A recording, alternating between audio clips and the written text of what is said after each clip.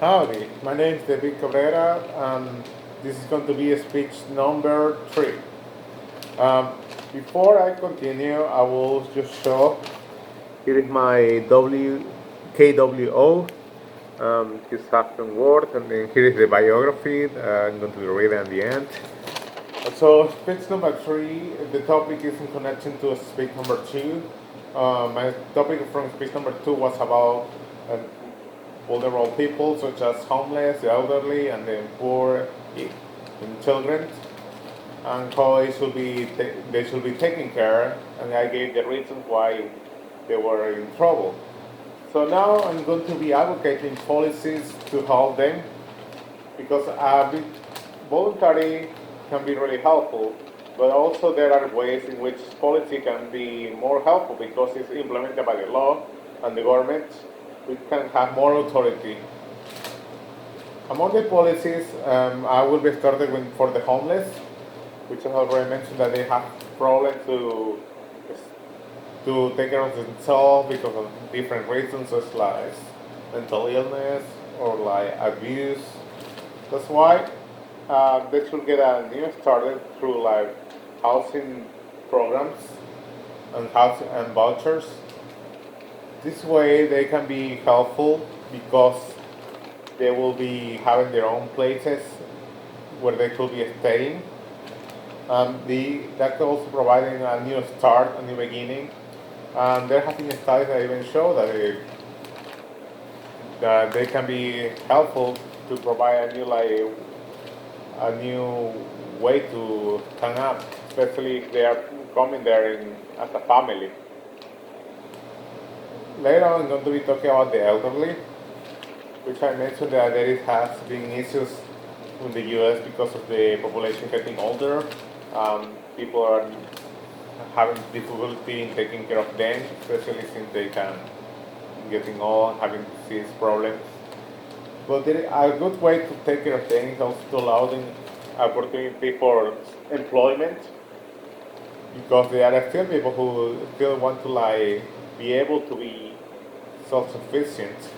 And that's why the opportunities should be different because there are different kind of people who have the different necessities. That's why there should be programs to help them to to educate them and to know exactly what to do. Also, programs to help people, fellow workers and people working there to understand more the necessities of the elderly.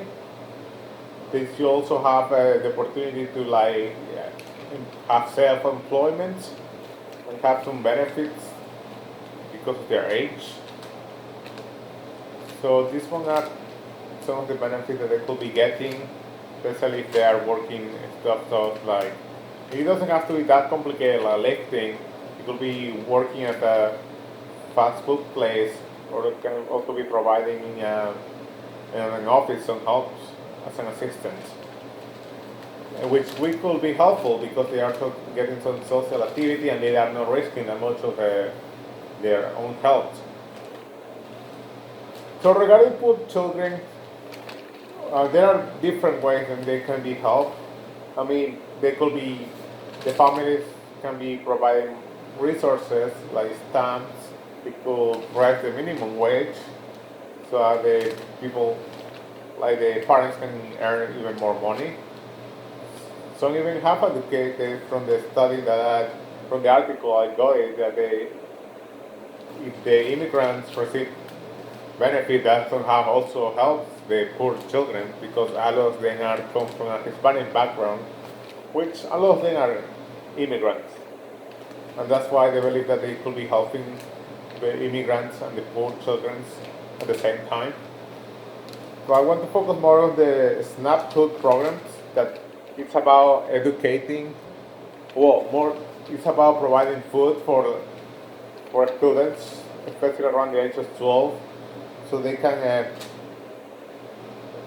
feed themselves, especially during the time that there is no school, which there are still problems because poor children usually get to school to get their own food. I even have I even knew some people that also got food from the cafeteria. And that's why this program will be helpful, because it will provide another opportunity to get also to feed themselves, which is also part of a good way to have nutrition, which is lacking to some people, to some children because of their low income. Even the study said that from the 20% that receive the kind of if the program is risen to a 20%, then the result is that only 2%, it will end up in only 11% of people, of children who are in poor conditions. Yeah, that's why I believe that those cases are really helpful, especially regarding policy.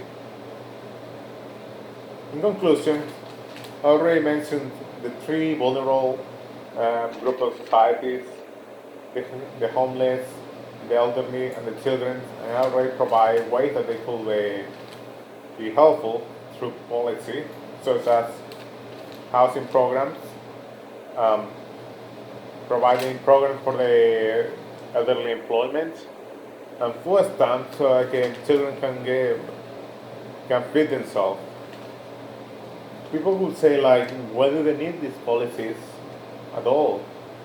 But it's because, like I mentioned before, policies have a stronger way, have a stronger power because it's provided by the authority, by the government.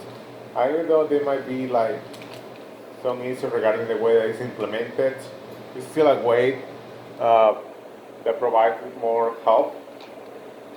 And I already mentioned some reasons that they can be even helpful. Like, for example, with the children, I mentioned that it will reduce poverty, or when the homeless, that is going to be helping rebuild the family of the homeless people. That's why this study has provided ways for them to set, and that's why I believe that those policies should be implemented, especially for the poor individuals, poor groups of society that sometimes don't receive a lot of help. The bibliography for this one are policies to improve workforce services for older Americans. That's for the elderly, the cases that I have mentioned about self-employment. Then policies to cut children poverty in half 10 years. I mentioned a little bit of some of them, such as like providing more minimum wage, or like food stamps, resources for parents, students, and also proven solutions, taking care of proven solution for the homeless, which is a website which also provides the information regarding the housing, especially the vouchers. So yeah, that's why I believe that we could also be helpful in the policy implementation. Thank you.